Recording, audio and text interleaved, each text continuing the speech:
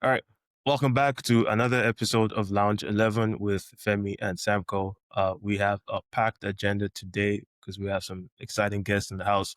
But before we introduce them, Samco, how are you doing today, man? Good, no complaints. Soccer is finally back, so looking forward to it. But most definitely looking forward to this episode with these Yes. two great guys we have today. So looking forward to it for sure. Yeah, it's How's gonna be you? fun. No, same, like we talked about last time. Took a little break from I don't think I think I maybe watched a couple highlights from the international games, but really just disconnected. But now I'm excited to be back in full flow. But yeah, let's introduce our guests. For the first time, we have not one but two guests. Two of these guys are good friends of the house, essentially our brothers, and we're inviting them to talk football today. Welcome, Douye. Douye is a Manchester United fan, and Kamzy. Kamzy is a Chelsea fan. How are you guys doing? Great, man. Glad to be here with you all. I'm doing amazing. Happy to be let into the lounge finally. Yeah. Sample, do you want to tell the story about how Kamzy got into the lounge?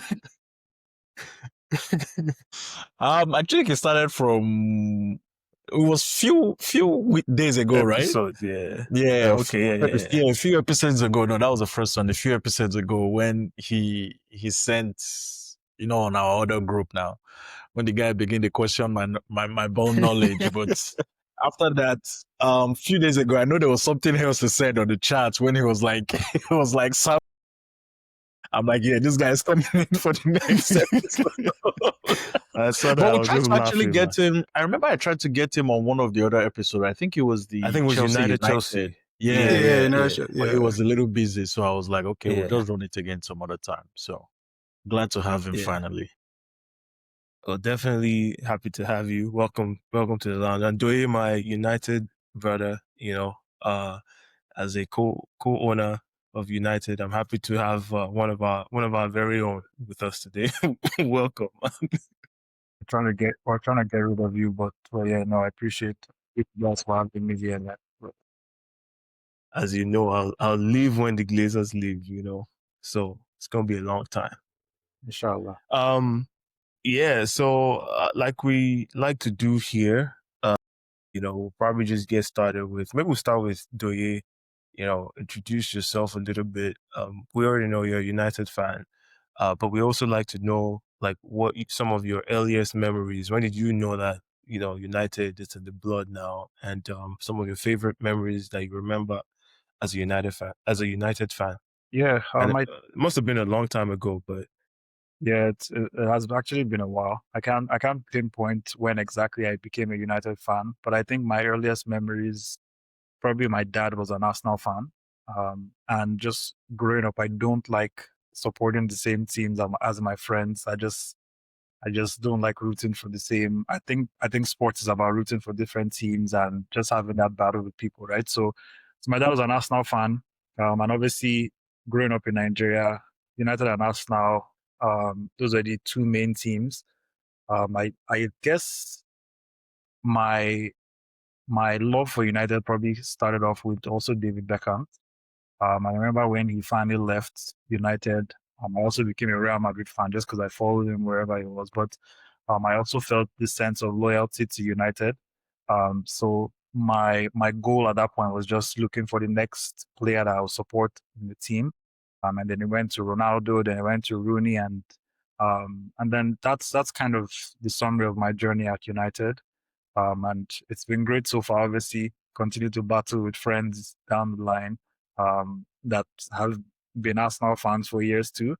Unlike Kamzo, my ball knowledge isn't that great, to be honest, because the truth is, I probably started watching more football when I moved to Canada, which is ironic because I played ball growing up a lot, but I just never loved it as much. It was more of just watching it to go against my dad in that way. So yeah, it's kind of my summary of my United journey. it's funny because as an Arsenal fan, right, you grow up just hating United. But one of my favorite United players ever is actually David Beckham as well. David Right, Beckham always. I remember those Pepsi commercials right back in Nigeria. They had this big blowout Pepsi, whatever, and I had one of those that I eventually sold to some girl who was crazy about David Beckham. So I still chop for inside the Man United. Okay, says what it but yeah, David Beckham was, it's just iconic even then. Right? But yeah, Kamzy, what about you? Like, what was your Chelsea journey? My Chelsea jersey. So growing up, like in my house, my uncle used to own like a DSTV company. Like he still owns it. So like there was always cable and we were always showing sports back then. So like it was a while ago, and I think I was watching TV one time when it was Gianfranco Zola when he came to Chelsea. That kind of caught my attention. But the main person that caught my attention because of was Celestine Babayaro because he was Nigerian, right? I know that time. Well, in my area, like we were always going, so Kanu Nwankwo and Arsenal, right? So they were going with Nigeria, the other Nigerians were. Even there was at some point when Kanu went to Portsmouth and Obafemi was in Newcastle, like those teams were like popular in Nigeria. So I stuck with Chelsea because of Celestine Babayaro, because my mom is always like watching sports and wherever the Nigerians are playing, they're always playing. So because I think as at that time, the matches that they were showing on DSTV were like the popular teams, and for some reason, I don't know if at that time if the rights were just like to get more Nigerians into DSTV because it was new. They were showing the teams that had like more Nigerians in it, so that's how I got into Chelsea. That's how I started watching like football. But the person that actually got me into it was Mikel Obi when he went to Chelsea. Whereas the way I actually focused, like there's like I was watching, but when I actually focused and said, okay, this is the team I'm like following, was when Mikel went to Chelsea. Yeah, so That's it. This guy is trying to jump in front of my questions because I prepared some questions for you. okay. The timeline is throwing me off a little bit, Yeah. But yeah, no, thanks for sharing, man. Yeah. I did prepare, like I said, Yeah. on one of the episodes, you and Samco had this ball knowledge thing that we've Yeah. referenced now on Yeah. numerous occasions in our chats, right? So Yeah. I prepared some Chelsea ball knowledge questions for you just to make sure that, we're tracking right? Yeah. So this is going to be fun. It's the first time we're doing it in the lounge. So it's just simple, light-hearted questions, right? But because your timelines, you're saying Celestine Babayaro, Zola, so it's given pre-Abramovich era, right? Which is very hard to find with a lot of Chelsea fans these days. So the first question I have for you is, what year did Abramovich acquire Chelsea? 2003. ChatGPT saying that's correct. All right. Okay. Who is the Chelsea all-time top scorer? Frank Lampard. Do you know how many goals he scored? That one is like a bonus question. It's 200 and something goals. I don't know. 211. That's pretty good. Yeah. 211. 211. It's crazy. Damn. Wow. Which manager led Chelsea to their first ever UEFA Champions League title? And in what year? UEFA Champions League at Di Matteo 2012. Yeah. This guy. Matteo, yeah. Samco, did you give him expo before this? Actually, you didn't even have the questions. I didn't even know the question, so not possible. Yeah. Let me see. Okay, we'll do one more just so we let him, My boy is standing strong, man. This should be easy, actually. Which player currently holds the record for the most appearances for Chelsea in the Premier League era? It has to be John Terry. It is John Terry, man. All right, you're a Chelsea guy, true. Yeah, John Terry. Yeah. All right, yeah, I guess we'll just kind of open up we have a lot to kind of get through. So, Samko, I know you wanted to touch in with the guys to see, how their seasons are coming along so fast. Maybe you could take us away. I think we'll just start with Chelsea. I mean, coming off the end of last season, they went out, won the Conference League, also the Club World Cup and everything. So just wanted to know, like, how are you feeling based on the certain amount of games we've played, to how Chelsea started the season, where they are right now, and what you're expecting? I think we've started the season a little bit slow, but that's with context of the extra games we played last season, right? So we've had injuries to key players that have kind of set us back. I would have thoughts would have been higher on the table by the end of this international break, but I think our losses have been due to a lot of individual mistakes. But overall, I'm happy with. Honestly, I'm happy. I'm not like panicking at all because I think like if we can get everybody back and avoid individual mistakes, I think like we're still heading in the right direction. Because I don't think there's one game, like even the Bayern game we lost, I think the occasion got to us because it was our first Champions League, like with most of this group in like 2 years. So I don't think like the goals they scored were all individual mistakes. They were the better team on the day, but without those individual mistakes, it could have easily been a draw. So I won't say like we played them out the park or we deserve to get like to win that game, but it's one of those games just like they didn't necessarily, they played well, they controlled the game well, but it's one of those where like if we took out those mistakes, the game could have easily been a draw. Then other than that, the other games we've lost have all been 10 men, and our coach, I don't think knows how to coach with 10 men on the team. So other than that, I think I'm still confident and there's no panic. I mean, going off, I think we'll go to your like most recent game, the big win against Liverpool. Like, how do Yeah. you think that game is going to be able to like? Do you think it's going to be able to give you guys like a bounce off moving forward? Like, what do you think that does for you guys, especially that happened right before the international break? I think that the win was necessary based on the run of results we've had. And it was also good we had a break and some of our key players got to rest during the international break. So I think it should give us some momentum moving forward for the next run of games. Because I think on the fixture ticker, we have the easiest, the next set of fixtures, the next 5 fixtures should all be winnable fixtures. But then again, those are the banana skin games that anything can happen, right? So as long as nobody gets injured and they stick to the game plan, I think we should come out on top. And your thoughts on Maresca so far? I actually like him. I like him. I think he's flexible for someone who is technically still learning on the job.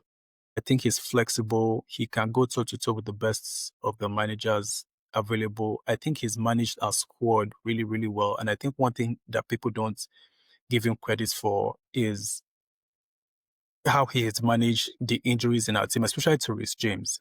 Like you can't control when people get injured, but people laughed at him playing Reece James in the middle of the park. But I think just based on the injuries he's had, it was just like, okay, we see this guy's quality in our team and we need him, but he can't do the running like the natural fullback that he used to do. So he found a space in the team for him. So I think he's managed the squad really, really well. He's improved the squad to the best of his ability so far. And I think as a unit, we've improved as a team under his stewardship. So I really like him. I like him. I also like his tactical flexibility. Like if you watch the games, like he knows how to prepare for like the top managers. Like he's not as predictable as most people would think. Like I think games that stand out are like the Newcastle game last season where Cole Palmer gave that through ball. I don't know if you remember the goal where Cole Palmer hits the through ball to that Pedro Neto pass to Jackson to score.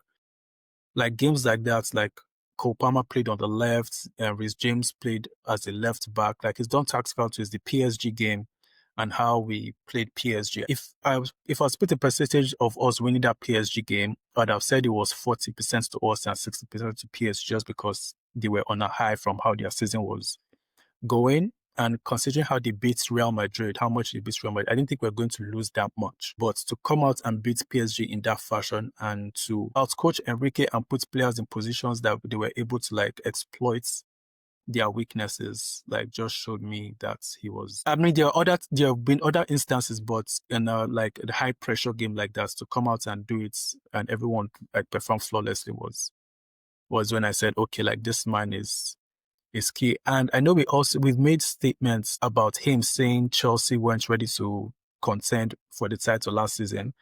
But by the end of the season, the statement he made, I don't know if anyone saw it, like just before the PSG game, somebody had asked him and said, how ready is your Chelsea team prepared to suffer for long periods without the ball? And then he said, who said so? And he said, we'll see. So there was a cocky him that came out and then he relaxed and said, you know what, PSG is actually a good game and we'll prepare to the best of our ability. So like that told me like he was ready. So like he has seen the team in a certain, he had taken the team to a certain position and he believed in their ability. Like if everybody like followed his stewardship to the game, like and showed up on the day, and that was what happened. So Okay. I just wanted to piggy off back there because you said something about like Chelsea challenging, right? That has also been one of the things that a lot of people have discussed, especially in the last 2 years, coming back from. I remember towards the first half of the season where yeah, Chelsea had a very good start to the season, and a lot of people were expecting them to challenge. So moving forward, they've gone through 2 trophies. They know what it is to win, which is the narrative that most people are going to talk about now. So everybody always bring the money that clubs have spent, right? So when you use that same narrative in regards to Chelsea, and everyone is looking at, okay, Chelsea have spent this amount of money. They've won trophies. Where does the expectation come in for them to compete for the league, right? Because I think sometimes it might be a little like not realistic to say you're expecting Chelsea to like win the league, right? But in terms of competing, are you having those expectations for them to be able to compete for the league this season and moving forward? I Or how will say, realistic do you say that when that narrative is being put out there? okay, now I think he changed the question to what I wanted to say, like realistic based on how last season ended and the amount of games we played. I don't think we might have enough to go the distance without proper rest. Because the two teams, Man City played in the Club World Cup, so I'll put them in our category as teams that went deep into the tournament. So the two other teams that we're competing with somewhat had a rest. So we haven't been able to rest our players. But should we be competing for the league? I would say yes, based on what the manager has shown, because the stats last season and the progress we made and consistency towards the back end of last season shows that we should be able to compete for the league. Do you have the But expectation for them this season? I believe so. Like prior to having the injuries, I thought like they should have competed for, like they should be competing for the league, because Levi Colwill wasn't replaced and Maresca finds him like key to his plans and how we play out from the back. But he wasn't Yeah. replaced. So I think that's hampered. And then with Cole Palmer going out and then what's his name? Delap getting injured. So I think that sets us back a little bit. Right. But assuming that we had the whole squad, yes, I think we should have been competing for the league. Yeah, I think that I only had 2 questions, and Samco already asked one of them. So the second one would be: you hear a lot of people talk about, Chelsea are spent, what is it, 2 billion or whatever it's been since this new group came in, and it looks like what people talk about is how is it that you've spent this much money, and it seems like key areas still haven't been addressed, like the goalkeeper situation looks like it hasn't been addressed. And then you look at the wingers, and you end up with the players that you have. How have you ended up in a situation where it's like a lot of money has been spent, but it doesn't actually look like, at least from just a neutral's perspective, that there's a lot of quality across the team. What are your thoughts on people saying you spend all this money and you still need players? There's a point to it, because they spent a lot of money on the squad. So I think what hampered us this season, because we needed I think the last 2 years, we needed Champions League money to be able to do big things. And I think what UEFA did this season to Chelsea and Aston Villa was to throw a curveball to their punishment. So in the past, if you flaunt your FFP or UEFA, like you get a monetary fine, right? So I think what they did this time is like, we know you guys have the money, but what we are going to do is we're going to make it a balancing act. So for every player you sell, or by the time you submit your list for UEFA, you have to be at a positive balance. So when we started after the Club World Cup, I think we had Kudus on our list. We had Javi Simons on our list. We had Mike Magnon on our list and Dean Hoytson on our list of players to buy. But I think when that sanction came in, that strong armed us, because we had to sell to get those players. So, and then clubs were biding their time and trying to like get the best deal. So I think that's what hampered us this season based on the targets we're going for initially. But then again, with this ownership group, I've learned to kind of trust the players they've gone for, because when it works, it works. Like for example, last season, when they were going for John Duran, I know he's currently not working out now for personal reasons, but when they were going for John Duran and Amore, we were like, who the heck are these players and why are they going for these players? And then when we didn't guess them and we saw what they were doing at different places, we were like, oh, maybe these people had an idea. Another player that I know they wanted a while back but didn't come was this Adam Wharton before he went to Crystal Palace.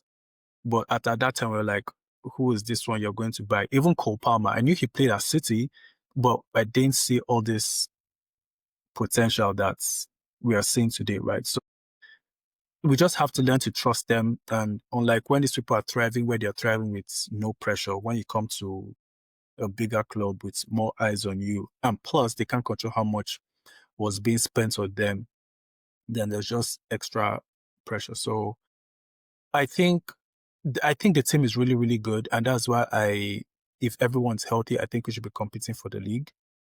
So I do not have an issue with like the players they're signing. I know on paper they are not lighting up the league like maybe an Eze would or what Saka is doing like on the wings. But I think like individual, like when it all comes together, I think like we're a really good team. So we should let it all work out, right? Let it all work out. Obviously, I have to ask this question because it's one that we've seen on our no-fly zone, and I'm sure even elsewhere. What do you make of the strategy for? Is it Clear Lake? Clear Lake, yeah, Clear Lake. Some people say they're not sure if they're running a football club or a private equity business, things like that. And you see some of the fans, maybe not necessarily you, but you see some of the fans also kind of get excited in the ability for the club to turn players over. You see people counting profits and losses and stuff like that, right? What do you make of the strategy so far? Do you think they're focused on, football on the pitch results, or do you think it's really trying to balance the sheets? No, I think they're focused on football, on the pitch results, because with winning, then that's how they can make their money, because winning increases profits, right? And then sponsorships, and then more eyes, and then bigger stadium, and then when you go on tour, people are willing to come. So I think they're focused on the pitch on the pitch results, but I also think they're also there to make money, because the players we've been able to sell despite spending big on them is just how clever they've been, and said, okay, we're going to put these people on 7-year contracts and put them on performance-based wages, which the only other club I think that does it is PSG. So there's a reason Donnarumma left, because you're like, we'll give you higher bonuses, but your base wage has to come down. So one thing, football, there's always a trend that some people tend to start and then people tend to follow. I'm not saying that we are trendsetters, but these are billionaires. I have never made $1 billion. So at some point, you just have to believe in the method to the madness. So I think they found clever ways to like make money and invest in young talents for however they consider them cheap, because there are some players they pay 30 million euros for, and they seem to trade in euros as opposed to pounds, which Abramovich didn't do, but they found a way, and I think it's working. And I think they have amazing talent, and especially with the Strasbourg model, being able to send teams to Strasbourg, I think like they have so far, besides the Red Bull group, I think they are doing it better than the other teams with multi-club models. Final question, just to kind of call back the ball knowledge. I know we've said that in jest and joke and passing or whatever, but I think one of the things that kicked that off was just identifying what the strongest Chelsea team looks like. From your perspective, I know you've talked about Maresca's ability to, rotate and game plan for different managers, different scenarios, but what does a strong Chelsea lineup look like today? From your perspective, if you had to put your strongest 11 out? That assuming everyone is healthy, right? So yeah, right. From the back, you'll be Sanchez, Cucurella, Levi Colwill, Alaba, Reece James for the defenders. Really? Yeah. No Fofana? I don't think he's played enough games for us. I haven't seen enough consistency from him to be like for example, and I know we are backtracking a bit, but like Lavia, when Lavia plays, I don't know how much you guys watch, but you can see the quality like off the jump. That boy is a baller, man. Right, so you can see the quality off the jump. So you just know that if he's healthy, then he's good. But I think Fofana, I think he's a good defender. I just think I haven't seen like a high level game to be like if anything, I'll pick Badiashile over him because when Badiashile plays, I can see his quality on the ball. Wow. Like, especially because I think Badiashile is a better passer. He's more composed. He's just injury prone. I actually think I just think Badiashile is actually a better passer of the ball than Levi Colwell. I just think Levi probably has better positioning than him. But from playing out of the ball, I think Badiashile is better than him. Is better than Levi Colwell. So with Fofana, I've just not seen like a game where I'd be like, nah, I need this boy fit to be like, okay, like he's going to save us. But Chalobah, I think, has done more than enough. He's more consistent to be like, okay, like it was my starting 11. And then the DM speaks for itself is Caicedo and Enzo. And then on the right, I'll go with Palmer, and the 10, I'll go João Pedro.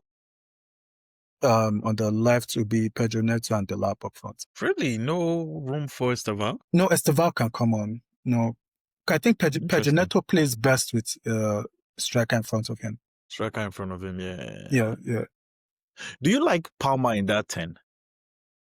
Do I like Palmer on the right? Yeah. That's what I asked. Yeah. Like, do you like him in the 10? No, I think he gets clogged in there. Yeah, I'm not a fan of him in the 10. Yeah, no, I think he gets clogged in there. Like I need that I need him to roam from the right. Yeah, coming from the right. Interesting. Well, thank you. Let's bring Douye into the conversation because I think that's a perfect segue. It just gave your strongest 11 without mentioning Garnacho, and the team that sold you Garnacho is represented here today. Douye, what do you make of that? Right, you guys just sold Garnacho to them. Didn't break into or I guess couldn't hold down a shirt consistently. I wanted to leave, and now you're hearing that he can't even get into the Chelsea squad as well. Yeah, no, beautiful segue into this section. So I appreciate you for taking note of that. It's rather ironic or rather stupid on Garnacho's part and the part of his brother and his agent that he was fighting so hard to get out of United because he wasn't starting games, right? And it just seemed like, or at least whoever he got his own ball knowledge from, that he could break into the Chelsea's first 11. So yes, I think down the line he'll cause problems for them. Once he starts leaking their team sheets as well, like he did at United, I think things will go south for him really quickly. So yeah, that's kind of obviously my hate has switched from Sancho to Garnacho. I think there's definitely consistency in the frauds that they take off our book. We appreciate them for that. Very well, very well. But I think similar question as what Samco asked Douye, Kamzy. What do you make of the season for United so far, given the backdrop of everything that's happened from last season as well? I don't think we can hide or deny the fact that it has not been a great start to the season. But I think what we need to focus on is just how we move this team forward. I think his stubbornness has probably made him drop a lot of points, and by he and then obviously the manager, so Ruben Amorim. I think in the last game that we played, we'd see a more direct kind of approach, which he came out to say he was going to change not just the formation, but how we approach games, right?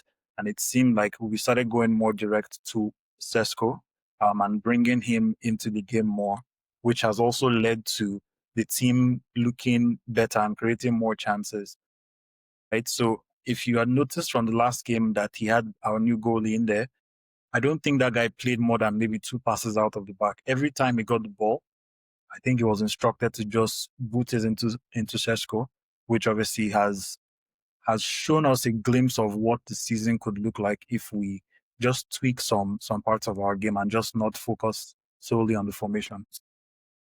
Yeah, this manager has obviously come under a lot of, criticism. The spotlight is very clearly on him, and he's made a lot of comments that haven't helped to shift the pressure.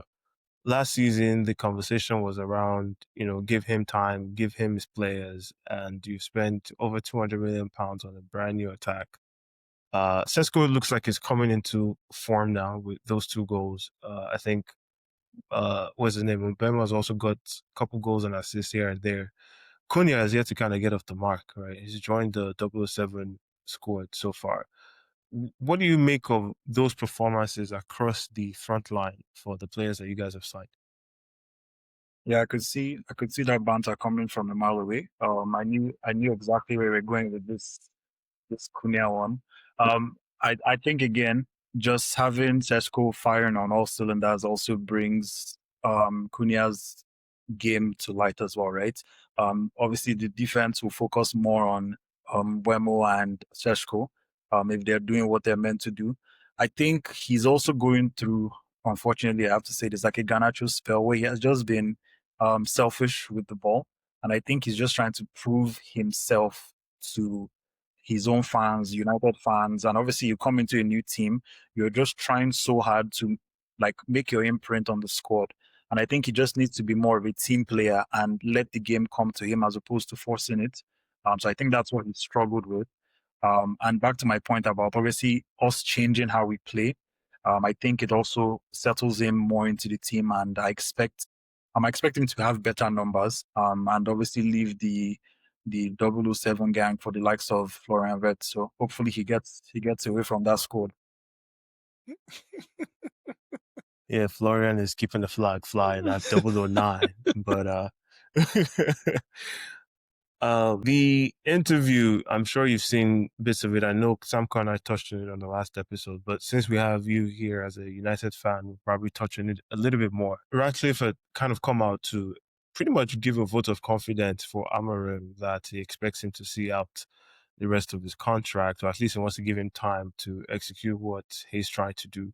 What did you make of those comments, right, given the pressure that he's been under so far? I like the fact that he came out to make those comments, to be honest. I think Amorim would be naive to think that the owner, in this case, Ratcliffe, coming out to back him means that his job is safe. But I think what the comments mean would be it helps get the press off him, right? It's like in terms of now they're not questioning his time at United if he's getting sacked. So I think I like the fact that he did that. And obviously, as a billionaire, I don't like. There's no billionaire that likes losing money. So I know that there's a certain level of ruthlessness that Ratcliffe comes to the table with. He's obviously watched his stock prices plummet since he joined United, so that's not fun for him. And unfortunately, I'm not fun for Femi as an investor in United too. So obviously, I have full confidence that if the results don't turn around, I see him gone by December or in January if the results do not take a huge swing for the positive. Yeah, don't worry about me. Me and the Glazers are fine. I will be buying every Monday until the Glazers leave. I've said that before, and that's still the case. Every Monday before I wake up on Pacific time, I get a notification that it's clearing. So you have auto invest on United. Yeah, on United, yeah. But yeah, the other comments were about the comparisons to Arteta. I'm sure you might have seen Samco and I touch on that at the last episode. But what were your thoughts on those comparisons as well, in trying to justify the time that Amore should be given? Yeah, I think I've had multiple conversations with Arsenal fans about this, and I think a lot of them take offense to it, right? Where it's like you can't compare what Arteta did at Arsenal and what Amorim is doing right now, and what they end up bringing up is like the win percentage, and the fact that maybe I think you and Samco touched on this as well on the last one, where the FA Cup also bought him some time at Arsenal. But I think in our own case, the reason he's being compared is Arteta didn't have a great run of games at Arsenal when he got there, right? So regardless of how you or Arsenal fans in general were I guess I don't even think you were patient with him, but I think the similarity is he struggled and now he's succeeding, right? So from a United perspective is, okay, our own manager is now struggling. So is there a situation where he also turns it around the same way Arteta turns it around? I don't think comparing them in terms of their results does it justice. I think it's more of just looking at it for what it is, where this guy struggled and he's now fighting for the league. This guy is struggling right now, and hopefully he can fight for the league. And as opposed to just pulling up their stats and saying, well, this guy is way worse than this other guy, ignore all that and just look at it as struggle, not struggle, pretty much. That's kind of how we view it, or at least I view it as a United fan. Yeah, I think that context actually frames it well Yeah. enough. I can't really disagree with that. So Yeah. all fair. So do you have any confidence at all in Ruben? I think it's so tough because the truth is, if he gets fired tomorrow, I can't fault the board or Ratcliffe or anyone for it, right? Because the results have been horrendous. And I can't even believe that since probably the years of David Moyes, like it's just gone downhill from there, right? Like he obviously now has the worst win percentage of any United manager since like David Moyes, Ferguson leaving us, right? Um, I think his last or the last press that I watched of him, where Sky Sports asked him if he was going to change, where he focused more on just changing parts of the system as opposed to the formation. And then me seeing that last game where it's okay, we're now going more direct and we're not trying to build up from the back, and he's not trying to overcomplicate the game for the players. So I can see him maybe putting forward a better run of games. I think the first thing he needs to do to get this off his back is just the back-to-back wins, right? Like that's just a record where I think it's more than an embarrassment, right? Like where you go almost a full season now without having back-to-back wins. Unfortunately for him, great results, not a great result, good result the last game. Now he's running into Liverpool at Anfield, right? So there's a chance where he's still stuck with that unwanted record. But yeah, so to answer your question, I do feel some positives, but I can't fault the board if they decide to let him go. I do want him backed until at least the end of November. And I think that's kind of what United and the board is also looking at. So it's kind of how I feel about him for now. Okay. I don't think I have anything else for United actually, because I think we've touched on it quite a bit here. But Samco, we have a United guy finally in the lounge. We're trying to get some of them on. So I think we definitely need to get all our questions in. I don't know if you had any for Douye before we get into the weekend games. I think the last one I would just ask, like, there's actually, I mean, I think I've seen it within the United fan base as well. There's this division between is Bruno, like, what is Bruno's future for the team? Like, does he bring more positives than negatives to United, especially when it starts and you see the position where Amorim plays him? Like, what are your thoughts on Bruno as a whole and Manchester United right now? I think it's laughable when I hear a lot of United fans trying to get him out of the team, where it's like, okay, he's obviously a huge part of what we should be playing. Now with the news of Saudi coming in for him at 100 million, I think he snatched that from their hands, just given his age, right? But that being said, I think as long as he's at United, he continues to play in this team, right? He's one of those players where he's just too special for you to even bring up the idea of him being coming off the bench, for example, right? Because the talk is that he brings or he doesn't balance the team because you want to play Cunha or whoever else in that position, right? I think what Amorim needs to do is experiment in different ways, and I touched on this with Samco as well.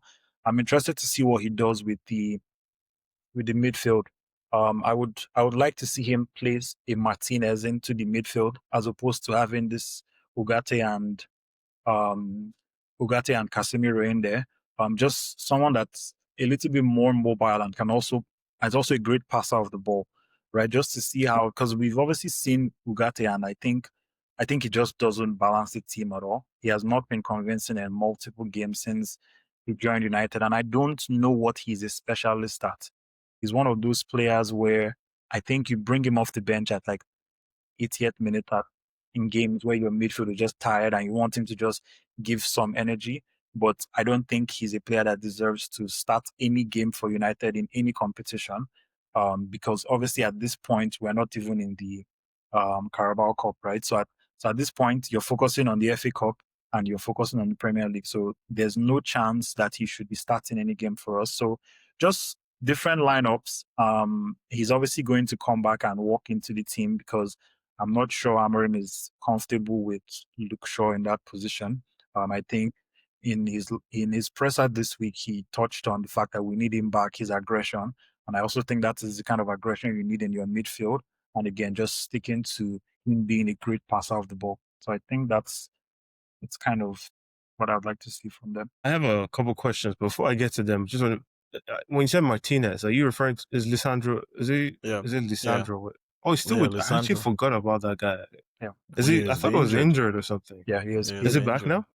He's on his way. I think within the next 2 weeks he should be.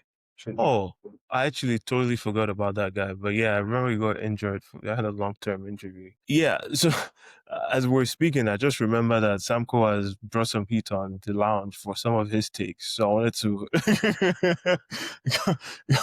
get your thoughts on them now that we have you here, right? You heard him say there's a couple of them. One, he said, United is not a big club. And triggered my memory because you talked about being out of the Carabao Cup. And that's what made me just like remember that. Oh yeah, Samco did mention that. And then maybe now is not really a good time to be talking about Amorim's, replacement, given that Ratcliffe has come out to back him. But you've also heard him talk about potentially Southgate coming in to take over that job. Should you guys let go of Amorim? What do you make of both of those takes? Rubbish. Like I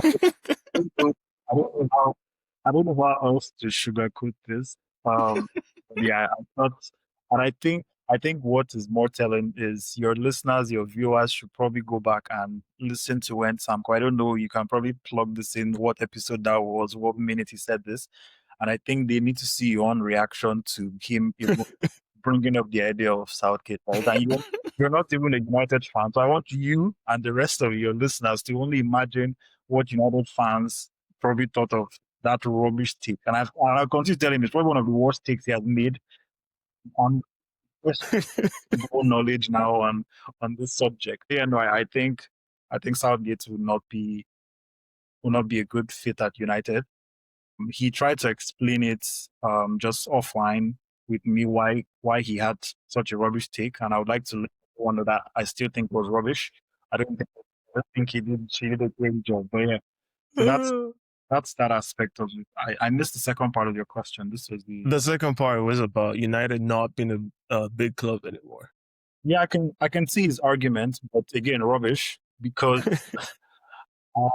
there's an argument that can be made for United if we keep this up, or we will no longer be seen as a big club, right? But we're decades from that right now, right? So I think probably what he was talking about was the likes of maybe Newcastle, Blackburn, the other like clubs where they had maybe reached the heights of the English league.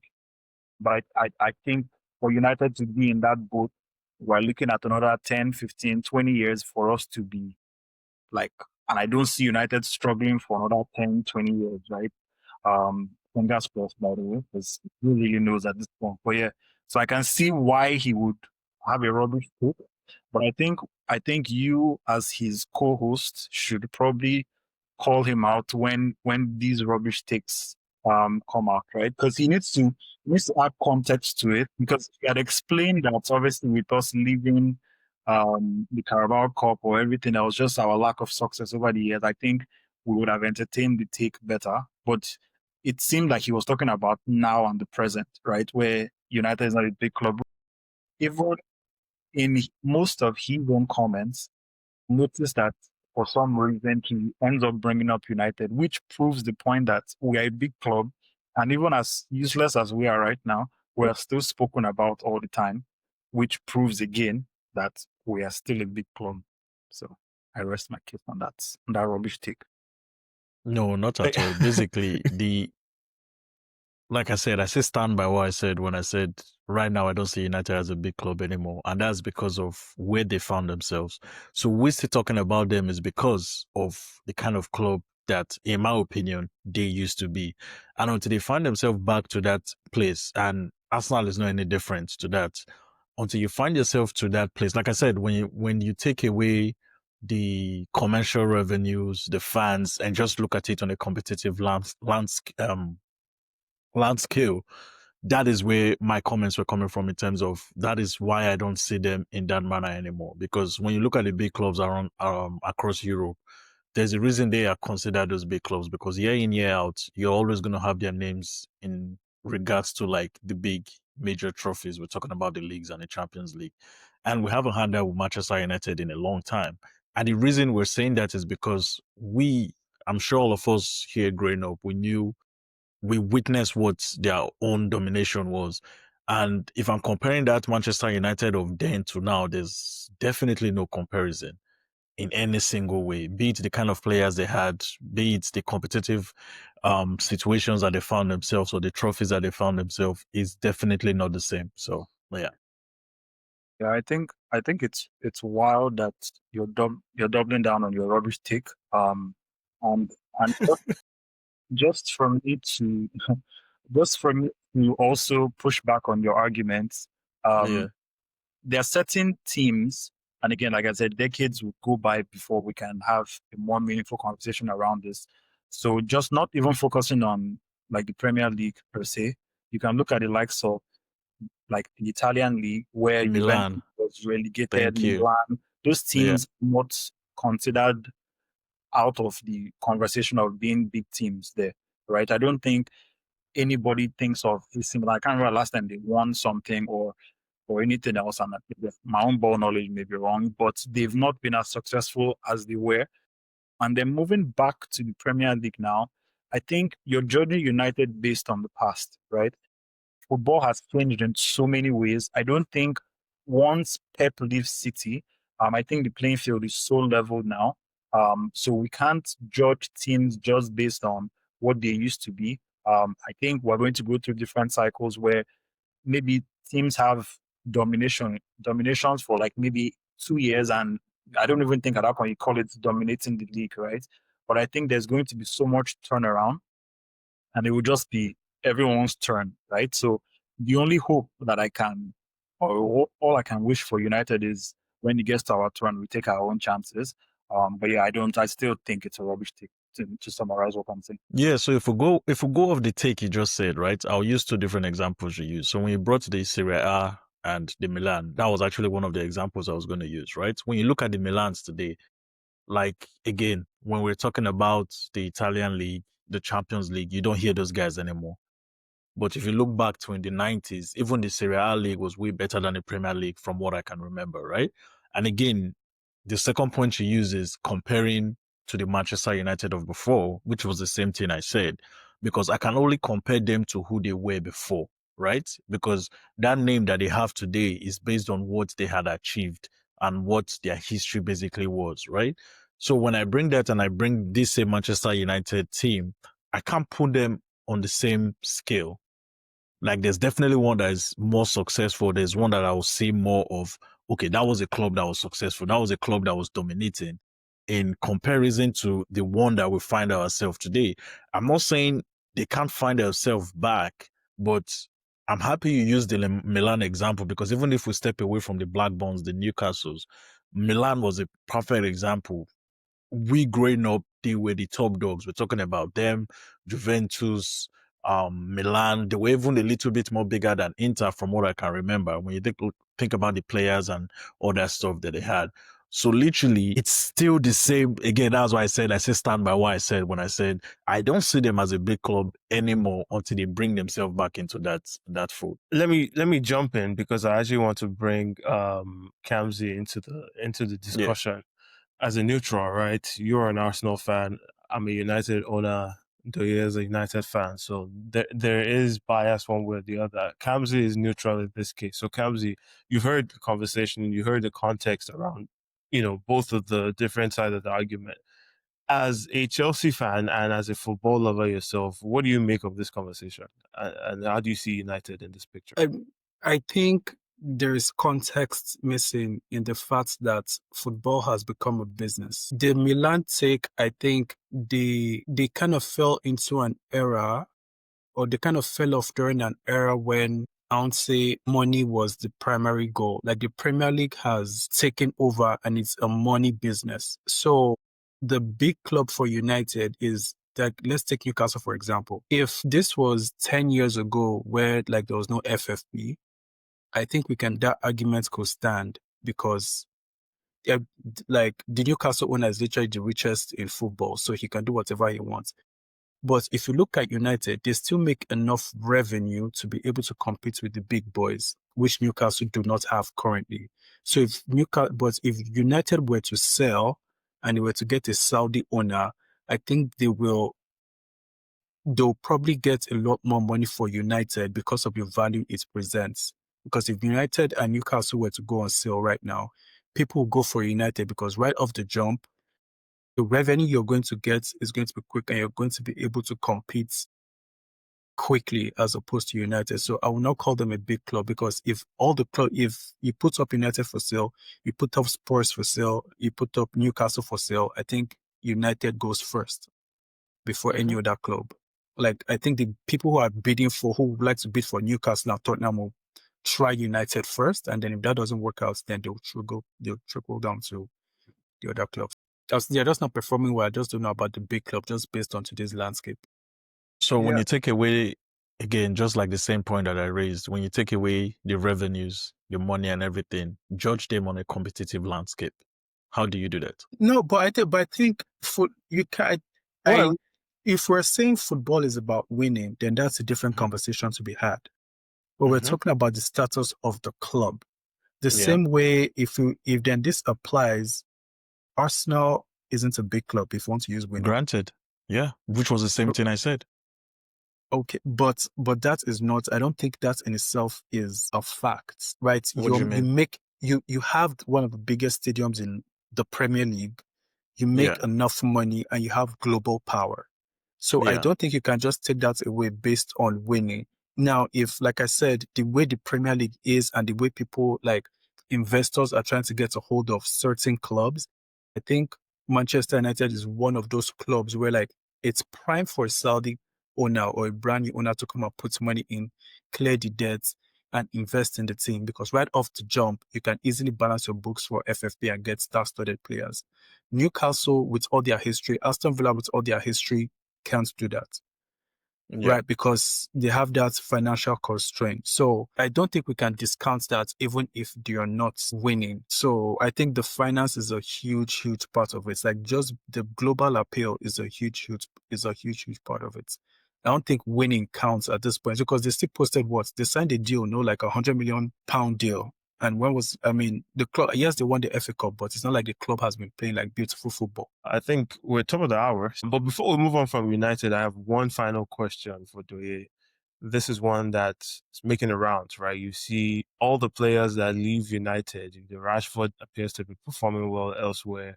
Rasmus Højlund looks like he's performing well in Napoli.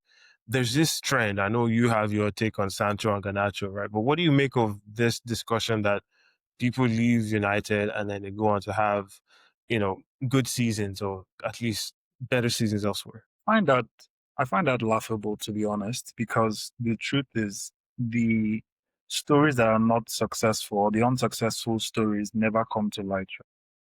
There was a report that Marshall was getting booed off a field in, I think he's in Mexico, and that is a former United player. We've touched on Sancho as well. We've touched on Garnacho. The truth is, we've all played ball here, right? Like, if you don't want to be on a certain team, there's not much that someone can do for you. And I think the context here is none of these players that go on to do better are in the Premier League, right? The Premier League is a different beast in itself. So if you notice, these players, when they leave Manchester United, they are going to, I don't want to call them substandard leagues, but just leagues that are not as competitive as the Premier League. So there needs to always be context behind it. You'll be hard pressed to find a player who has left Manchester United and has still gone to on loan at a team or has had a permanent transfer and has stayed in the Premier League and has been great for the new team.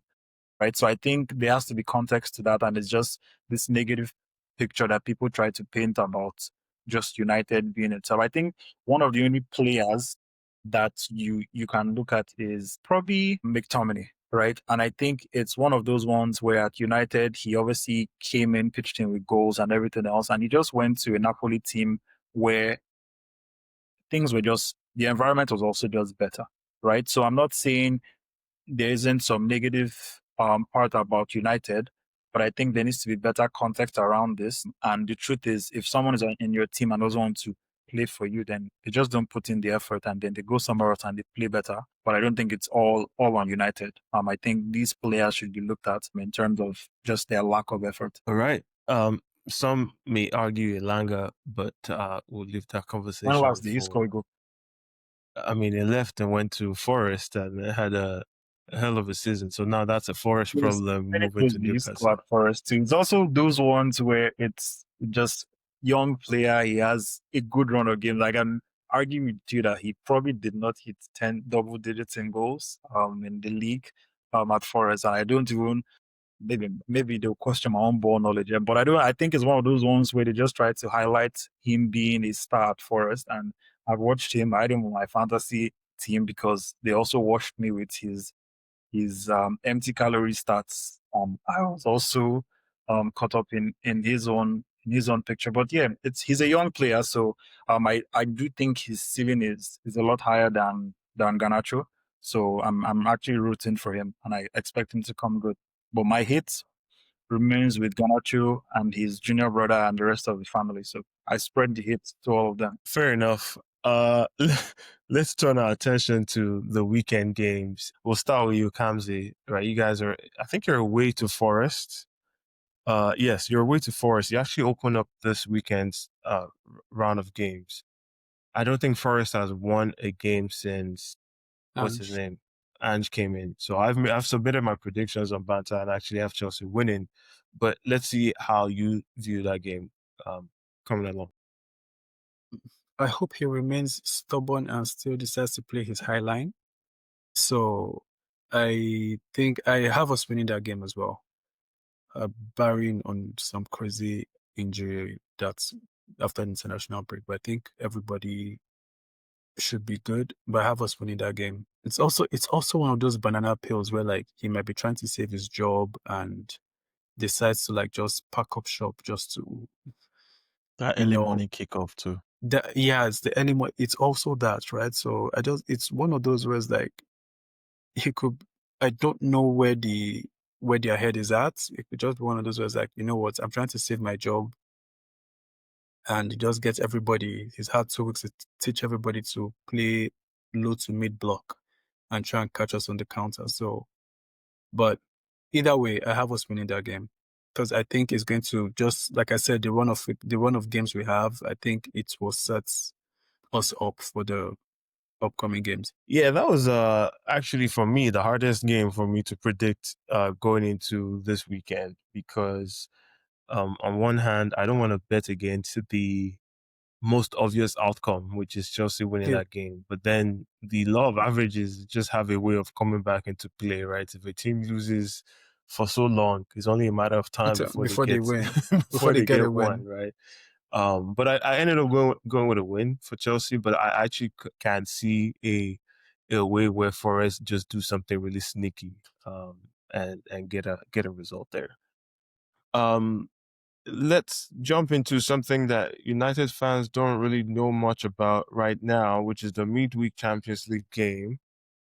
You guys are hosting Ajax, and there's been subplots to pretty much your 2 previous games. I think you're going into this one without really much of a subplot. And the first game was your first game back, after a few years. And then the last game was hosting Jose Mourinho, right? You got to win there. But now you're going into the third game. It's no longer the first game back. There's no subplot, I Yeah. think, with the Ajax. Should really be a comfortable game for you It guys. But should, what do and you I make believe of it? we're home, right? We're home for that one. Yes, Yeah. So Yes, I expect, Chelsea, yeah, Ajax, yes. I expect a yeah. win for that one. It shouldn't. I don't think Ajax are playing particularly good football at the moment, so I would expect a win for that game. All right. We'll just keep things moving. Arsenal, Samco, will let you go first. 2 games coming up. We are away to Fulham on Saturday, staying in London, but I think that's going to be a tricky game. How do you see it? Yeah, definitely going to be a tricky game. I think our last 4 times we've gone to Fulham, I think we've won only once. I think, if I'm correct, I think we've won only once, drawn twice maybe, and lost once, or lost twice and drawn. So it's definitely going to be a tricky game for us. I remember that game so much last season. That was the one with the whole Martinelli offside Yeah, remember? situation. Yeah. Yeah. So, but I expect a win for that game. I think our last few weeks I've really enjoyed how we've managed games. If there's one thing I've appreciated about us this season is we seem to play without any panic. So I'm expecting us to go in there and just do a professional job and get a win. Same here, but in terms of starting lineups and things like that, any surprise changes that you see coming up? How do you see the team lining up? Especially after the international break, I have no idea, because it's going to still be between, is it going to go with Eze on the left or Eze in the middle? So I really am not sure about that. But I think, bro, it's Mikel, man. I really don't know. It's Mikel. Anything is possible, Exactly. right? And now that he has more options, like he's a manager that does mad things without options. Now you're talking about a manager that has options. So I think that's the only change I see him making, who plays in the middle and who plays on the left. What about the right? You have Saka in decline, so do you think he walks back into? He's going to have to crawl back now. When you're in decline, you can't just be walking into you can't just be walking into starting 11s anymore. He So doesn't he's have any going to competition now, no, because he's What's not that? injured. None is injured now. I mean, Yeah, but Dalman is Mikel waiting. plays Warner is there. one area or down on there sometimes. So They're yeah. both yet to start, to be fair. So I think that's Kamz's point. Moving on to the Atletico game at home. What are your thoughts on that game? I'm actually looking forward to that game. I don't know, I just like when Mikel plays like these like top managers and Yeah. something, right? Like, remember last season, Atletico Madrid was one of those teams I definitely didn't want to meet in the I didn't want to Champions see League. them. Yeah. Yeah, so I'm definitely looking forward to seeing them this season. They've had a good season so far. They've started well. So it's going to be interesting to see how both sides are going to try to contain each other and all that. So the confidence I will go with, I think it's going to be a very, very close game, especially for the fact it's going to be at the Emirates. So hopefully we'll get a win on that one. If I'm predicting anything, I'll go with like a 1-0 win, because it's going to be an extra KG game for sure. Sounds good. Yeah, I don't know anything about Atletico except that they are very difficult to play against rather. I did see the Madrid derby and they basically tore Madrid apart in that game. So they're going to be a tough one. But I think being at home at the Emirates, I would obviously pick my team to win. So I'm going to go with like a sneaky 2-1 win to Arsenal. Yeah. I don't know. I think Alvarez might be back actually, because I know he had a little bit of an issue. So I think he's going to be back. But yeah, they're a very good team. They're a very good team. All right. We'll spend the last few minutes here, turning it over to our United brother. One game this week, but it is quite the game. It is the Manchester United away at Anfield to Liverpool. I think it's a ground that they haven't won since, 2016 or something like that. Whoa. And I was looking at the Yes, record. it's at I don't Anfield. even True. think they've scored. I think they've scored, what is it? Only a handful of goals since that time, right? So, Douye, how are you feeling going into that particular game? It's a tough one. Obviously, you've pulled up the stats there. If I remember correctly, we scored at Anfield last year. Last Maybe? season, yeah. I Yeah, think I it think was that not 2-2? Lisandro Martinez had a brilliant strike there. So, I think a draw would be a decent result for United. I think this is just one of those games where we should not lose. That being said, I also brought this up to Samco. I don't know if this is a good time or a bad time to play Liverpool, because you can make arguments on both sides of this. Do they want to use this big game to bounce back from their run of results?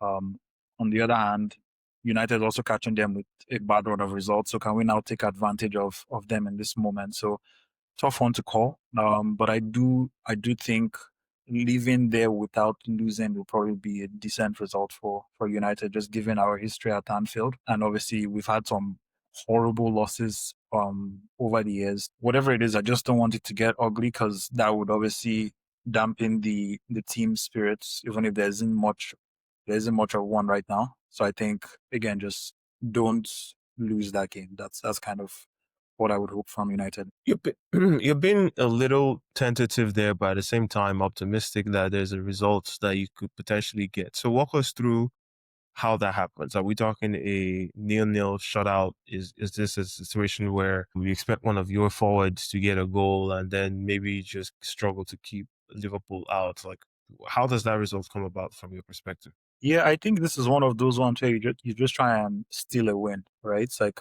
obviously, I find when United goes away from home, and I also spoke to Samko about this, we almost become a cagey kind of team, right? Where now um we're aware of the fact that we're away from home.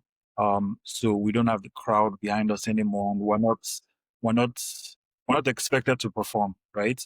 So now it's like, do we now approach the game in terms of a low block and then see if we can again just bounce of the ball and we steal a goal somewhere, Sesko header from a corner or anything else, free kick, or any of those. So I think that this is one of those games where you're expecting a 0-0, but hoping that you can steal something off the bounce, a quick 1-0, and then you take those points and you run out of Anfield. To the rest of you guys, like Kamzy and Samco, how do you see that game coming together? I get what he's saying, but my issue with Amorim is, if the only thing he's changed since is to boost the long balls to Sesko, I think Van Dijk is capable enough to deal with that. Like, to beat Slot, because if they don't win, then there'll be like 4 games without a win. So if it's a draw, there'll be 4 games without a draw. So they want a win. They can't afford a draw. United, on the other hand, are trying to keep pace. So like 1 win, 1 draw. Like, if you look at the run of results, like, it's not too bad compared to like Liverpool's last run of results. So Liverpool need a win regardless. I just don't know if Amorim is going to come with a different game plan to catch Slot off, to be like, oh, damn, I didn't see this coming, or like to exploit their team. I think that's my only concern, because that game is going to be won and lost in the middle of the park, and I don't think you play Casemiro and Ugarte against whoever Slot decides to put in midfield. That's my only concern, because if it's the long ball, I think Van Dijk is more than capable enough to deal with that. I think Sesko has the height advantage on him too. So I think that plays in our favor. Now you can argue about the physical side of it, but I think in terms of the long ball, it's not a Højlund kind of long ball where you're asking him to keep it. I think it's the flicks of Sesko, right, to bring the likes of Mbeumo and Cunha in. So I think that's where we exploit them. And I think from their last game, we can see how their fullbacks can be exploited, right? So I'm looking at those Sesko flicks as, could that be a way to get in behind their defense? So yeah, so I think it'll be an interesting game. I think the Liverpool fullbacks need to be disciplined. If I was talking to Amorim about how he should set up against Liverpool, obviously I'm pointing out the fact that he should try to exploit Szoboszlai, right? Like, that's not a position he's comfortable in. And then you have a Konya who is hoping to obviously get his own United career on the right track, right? So I think that's kind of how I would expect us to exploit them in that way. But obviously, what you've also pointed out is the game being won in the midfield. But my counter to that argument is bypass the midfield and let's try not to play through the midfield. And then with everything else, just overload that midfield. The other thing United has done so far, which it has been successful for much of the season, is we continue to send Delete into the midfield just to create that overload, right? So if the battle is going to be in the midfield and we try and just outbody them in that way, I can obviously see us stealing a result there. So but again, this is my optimistic approach to the game. Liverpool can also exploit so many weaknesses with United because I think at times in the game we lack discipline. But this also speaks more of the fact that we're at Anfield and I expect us to concentrate way more as opposed to us being at Old Trafford. Yeah, I think for me, I completely echo what Kamzo said and a few things that Douye said for sure. But I'll start with what Kamzo said. I think this game is going to be won in the middle of the park because the closest game you can use is this Chelsea-Liverpool game. And if there were two things that Chelsea did very well, they overloaded that midfield, and also they um Maresca was able to isolate their fullbacks. So if he can do those two things, I think they have a great shot because when you look at the Manchester United midfield, I don't know if they have the bodies to do the job because he plays with almost like a two-man midfield. That two-man midfield is not going to work against this Liverpool team. I think it's going to need to add an additional person to that midfield, just the same way Chelsea did. Because I think Maresca did, I think it was Enzo, Caicedo, and Reece James, right? No, Malo Gusto was the other 8. Sorry, Gusto. Like Yeah. he literally overloaded that midfield. So I think Amorim has to look deeply into that. But in terms of attacking, he needs to use Mbeumo to isolate Kirkes very well. I think Mbeumo can have a good game again against him, especially for the fact that he also has Diallo on that wing as well. And in terms of the other side, I really don't know if I think Cunha is going to be good for a game like that in terms of trying to also isolate the fullback. In terms of, I don't know if it's going to be Frimpong or if it's going to be Szoboszlai in this situation.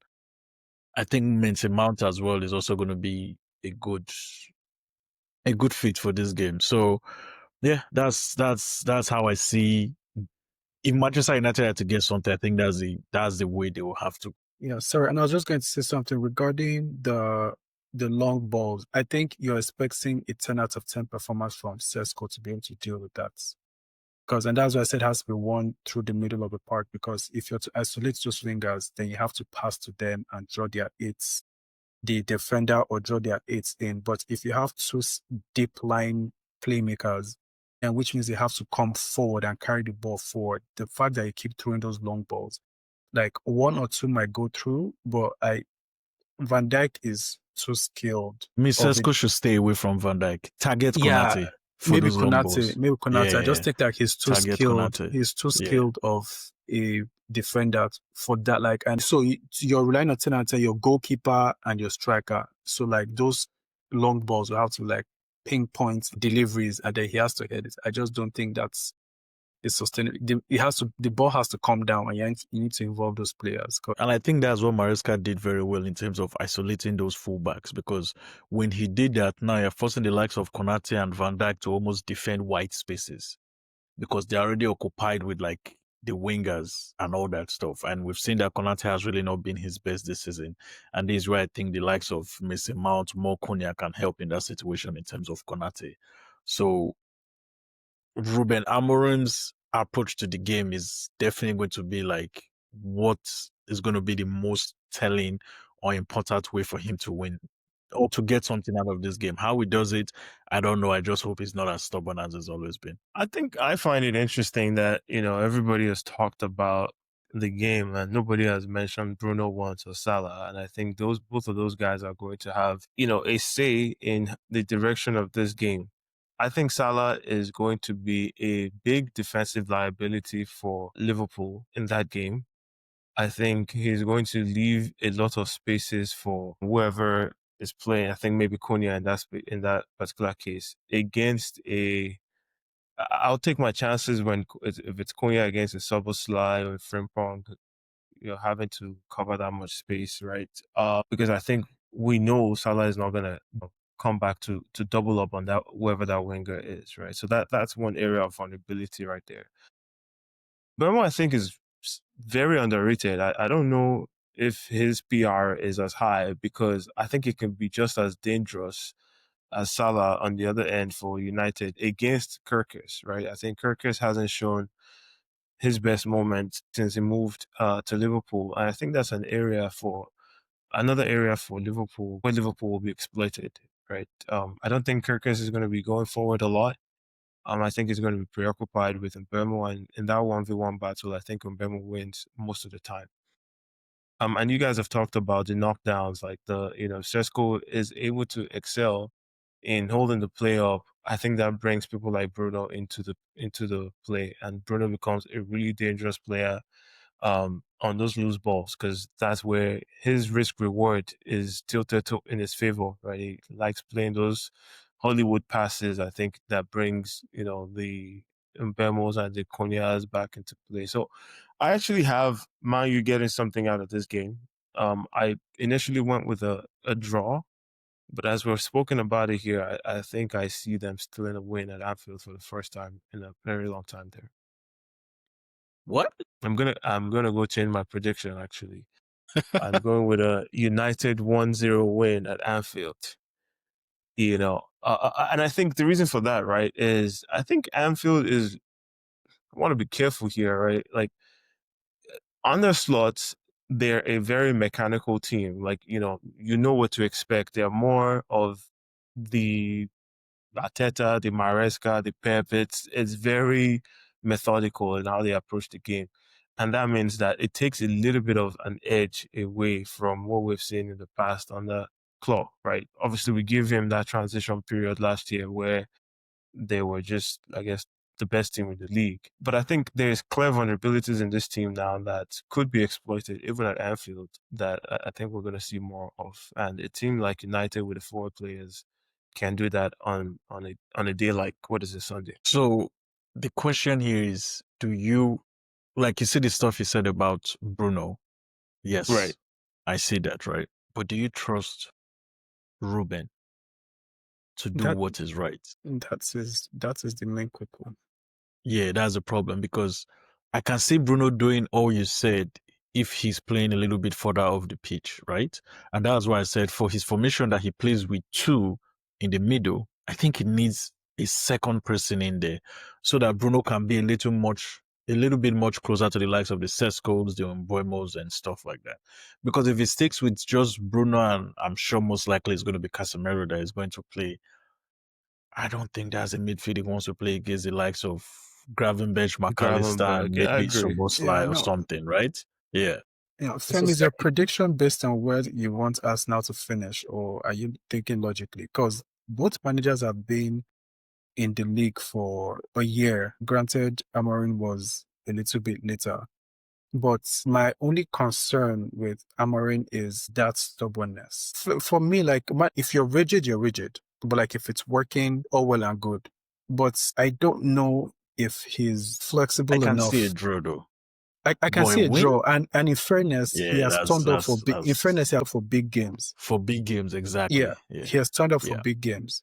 Yeah. But I just think it's not like you're catching Liverpool on a 7-win streak, and you're like, okay, like the possibility is there. I think Liverpool have something to play for, and I just don't know if Amorim is going to come prepared. Like, he likes to put round pegs in square holes. I just don't know if he's going to be able to set the team up. The team might show up and be like, okay, we are not losing this game, which is very, very possible. But from a tactical standpoint, which is what football is these days, I don't know if Amorim comes out on top. So, I mean, I'll answer the question. I think you had started the question by asking me if it's clouded by my desire to see Arsenal win. Actually, no, right? It's still match day 8. And Samco and I have talked about this here numerous times, and even on some of our groups. Whatever happens this weekend doesn't actually, in my mind, dictate where the championship is going, right? I think there's still plenty to play for, and there will be ebbs and flows along the way. What I'm looking at is just, again, the vulnerabilities in both of the teams. If you remember, I predicted Chelsea was going to win Liverpool last week, and the odds were not in their favor either, right? I don't think Chelsea had won against Liverpool. I know you called out the win last season, but there's context behind that as well. But I actually just think that there are clear vulnerabilities in this Liverpool team that will get exposed at some point against teams who have the ability to do it. So it's not really an endorsement of Manchester United when I say they might sneak a 1-0 win. It's really me acknowledging that these things that we're seeing on the Liverpool side of things are glaring, that they can continue to be exploited. It's not a coincidence that Crystal Palace gave them the work that they did. It's not a coincidence that, Bournemouth gave them a tough time out, even though they won the game. It's not a coincidence that they needed a last-minute goal to beat a 10-man Newcastle team who were on the way to actually potentially winning that game too. It's a trend at this point, right? And so, given that the trend still exists, I'm actually the prediction is not, again, it's not an endorsement that United is a better team. It is they can be dogged enough on their day to steal something the same way they did at the Etihad last year, right? Where they probably had no business winning that game, but they did at the end of the day, right? So that's how I'm looking at it. Who would you see most likely as the starting 11? So I was going to say I can see him trying to overload that midfield as well, and then having Casemiro, Ugarte, and Bruno, and then Bruno obviously being the one moving forward, right? Just to make up for what you've said, right? And what Kamzy also touched on in the battle of the midfield at this point. And then he probably doesn't start Mount in that game and allow Bruno maybe play in that position. So that's kind of what I see in terms of the midfield. I think the back line picks itself. I think you have obviously Shaw, Delete, and Euro there. That doesn't change. He probably has his Buemo Ahmad in there as well, and then probably Sesko up top too.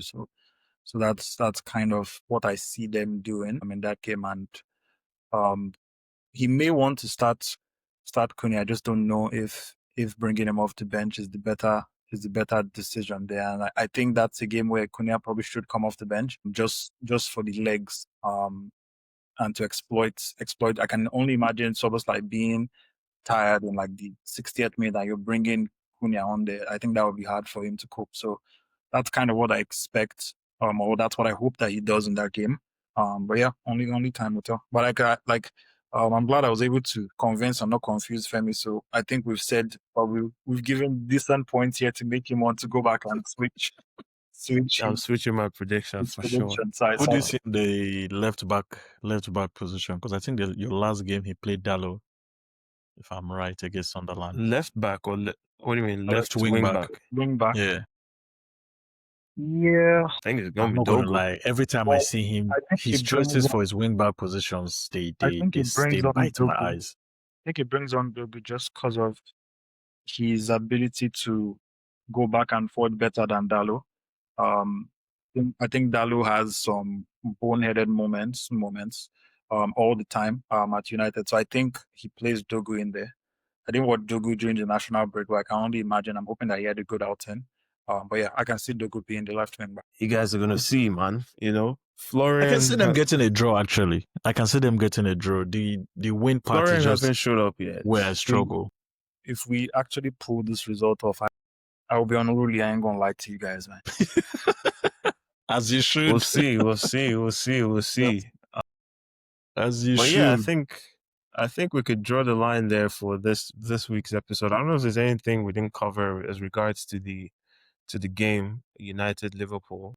I think we touched on how we see things playing out, the predictions. I don't think Douye got a chance to give his midweek prediction. Oh, never mind.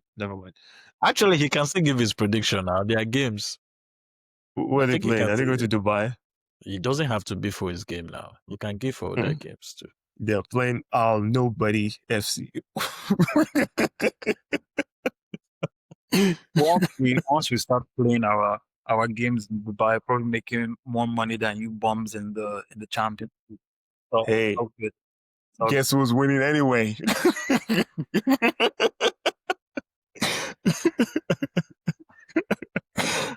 Yeah, man. But yeah, man, you guys, thanks for coming into the lounge, man. That was a fun conversation. You guys for having us. Enjoyed. Yeah. I know it was nice, man. It was nice. Yeah. Come back anytime for sure.